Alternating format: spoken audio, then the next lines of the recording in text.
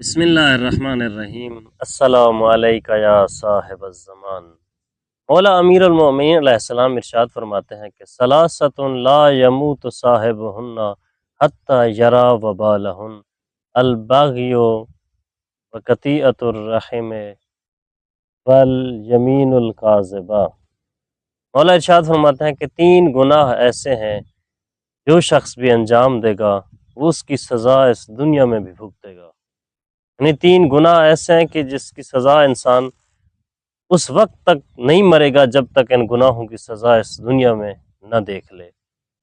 ان میں سے پہلا گناہ الباغی، ظلم کرنا، یعنی ظالم اپنے ظلم کا مزہ اسی دنیا میں چکھے گا، آخرت تو بعد میں، پہلے اسی دنیا میں اس کی سزا بھگتے گا۔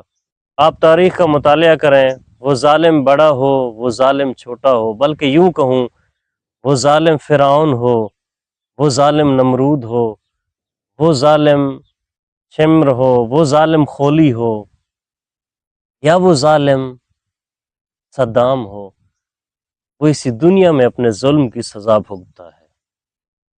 دوسرا گناہ قطیعۃ الرحم، جو رشتہ داری توڑتا ہے، جو اپنے رشتہ داروں سے دور بھاگتا ہے، جو صلہ رحمی نہیں کرتا، جو قطع رحمی کرتا ہے، وہ بھی اس دنیا میں سزا بھگتے گا۔ اور اس کی ایک سزا یہ ہے کہ اس کی عمر کم ہو جاتی ہے، کیونکہ بعض گناہ ایسے ہیں جن گناہوں کو انجام دینے کی وجہ سے انسان کی عمر میں کمی واقع ہو جاتی ہے، اور ان میں سے ایک گناہ یہی ہے قطع رحمی کرنا، رشتہ داروں سے لا تعلقی کا اظہار کرنا۔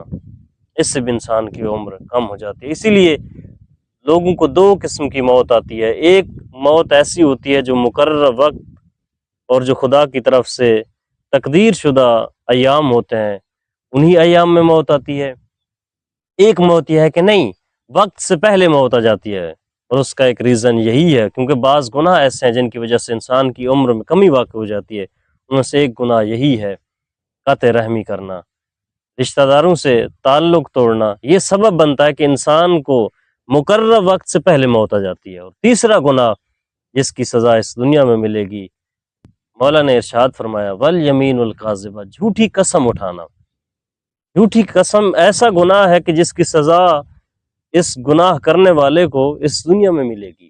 اور ہم معاشرے میں نظر دوڑائیں، اپنے دائیں بائیں دیکھیں، اپنے معاشرے میں دیکھیں کہ کتنا لوگ ایسے ہیں جو ایک چھوٹے سے کام کے لیے جھوٹی قسم اٹھا لیتے ہیں، سوچتے بھی نہیں ہے کہ اس کام کی وقعت کیا ہے، اس چیز کی حیثیت ہی کیا ہے کہ جس کے لیے میں ایک جھوٹی قسم اٹھا رہا ہوں۔ خدا ہمیں ان گناہ